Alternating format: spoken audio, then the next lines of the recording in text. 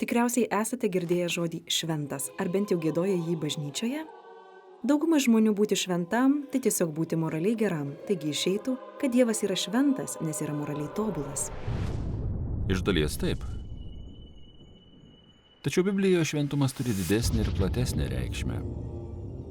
Jis pirmiausia nusako Dievą kaip kūrybingą visatą grindžiančią jėgą. Jis yra vienintelė būtybė turinti galę sukurti pasaulį, kupiną grožio ir gyvybės. Tokie gebėjimai daro Dievą visiškai unikalų, o tokia ir yra žodžio šventas reikšmė. Kad būtų lengviau suprasti Dievo šventumą, pritaikykime Saulės metaforą. Saulė yra unikali, bent jau Saulės sistemoje. Ji labai galinga, ji mūsų planetoje klestinčios gyvybės šaltinis.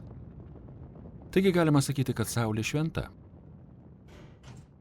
Ta metafora gali išplėsti, sakydamas, kad visa erdvė aplinkui Saulę irgi yra šventa. Taip, nes juo arčiau Saulės, juo jis stipresnė. Tad ta pati galia ir gerumas, kuriantys gyvybę, sykiu yra ir pavojingi. Jei per daug priartėsi prie Saulės, ji tave supleškins. Toks pat paradoksas slypi paties Dievo šventume, nes jei esi netyras, jo artumas tau kelia grėsmę. Ir ne todėl, kad tai būtų bloga, bet kaip tik todėl, kad tai yra gera.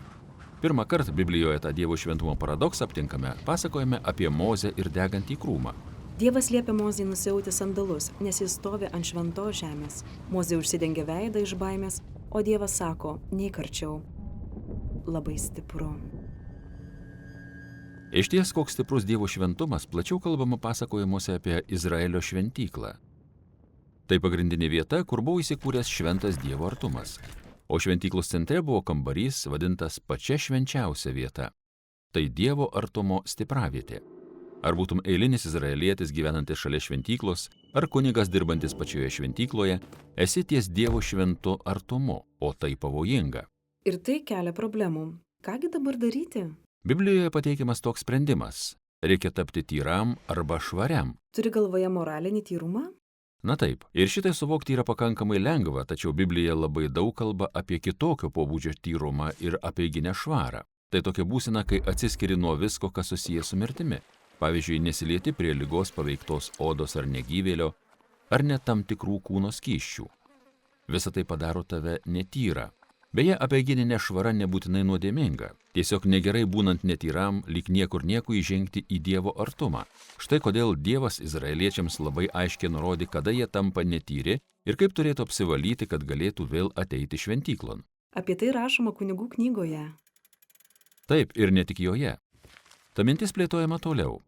Vėliau raštuose skaitome labai įdomų pasakojimą apie pranašą vardu Izaijas. Jis regi įspūdingą ir keistą regėjimą, mato save šventykloje pačioje Dievo artumoje. Jis paklaikęs iš baimės. Taip, jis taisyklės žino, jam ten būti nedera, tad bijo būti sunaikintas. Tada itin keista būtybė, vadinama serafu. Tikrai, kad keista. Be galo. Ji priskrenda laikydama karštą žariją, paliečia ją Izaijo lūpas ir ištaria nepermanomus žodžius. Tavo kaltė panaikinta ir tavo nuodėmė atpirkta. Vadinasi, ta deganti žarija kažkaip padaro Izaiją tyrą? Taip, išties įsidėmėtina, nes paprastai, jei palieti ką nors netyro, tas netyrumas persiduoda tau. O čia matome naują dalyką. Toji anglis, labai šventas ir tyras daiktas, paliečia Izaiją ir perduoda jam savo tyrumą.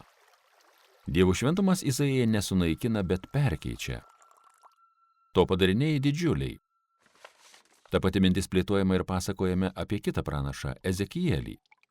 Regėjime jis mato save stovintį šventykloje, o iš jos rovena vanduo. Tas vanduo tampa upeliu, vėliau gilia upe, kuri leidžiasi tekėti per dykumą, palikdama begalę sužaliausių medžių, kol galiausiai įteka į negyvąją jūrą, viską atgaivindama. Taigi, pirma ne žmogus apsivalo ir tuomet eina į šventyklą, o Dievo šventumas atplūsta iš šventyklos, tyrindamas ir atgaivindamas. Ką visa tai reiškia?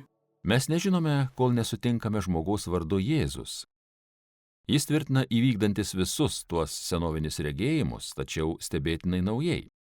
Jėzus vaikšto ir liečia tuos žmonės, kurie laikomi netyrais, sergančius odos ligomis, lėtinio kraujavimo kamuojamą moterį, netgi mirusiuosius. Kai Jėzus juos paliečia, jų netyrumas turėtų persiduoti jam. Tačiau įvyksta priešingai. Jėzaus tyrumas perduodamas jiems ir iš tikrųjų išgydo jų kūną. Jėzus yra tarsi toji šventa žarija iš Izaijo regėjimo. Teisingai, be to Jėzus tvirtino esąs žmogiškasis Dievo šventumo įsikūnijimas. Jis ir jo sekėjai dabar yra Dievo šventykla. Per juos šventa Dievo artuma išplis pasaulyje, atnešdama gyvybę, išgydymą ir viltį. Kaip tik todėl Jėzus savo sekėjus apibūdina kaip tuos, iš kurių plūsta gyvojo vandens srovės. Čia ta pasakojimo dalis, kurioje mes patys esame dabar. Tačiau kur link viskas veda? Paskutiniai Biblijos puslapiai baigiami galutiniu Dievo šventumo regėjimu. Šį kartą jį mato vyrukas vardu Jonas. Jis regi visiškai atnaujintą pasaulį, visa žemė tapusi Dievo šventykla.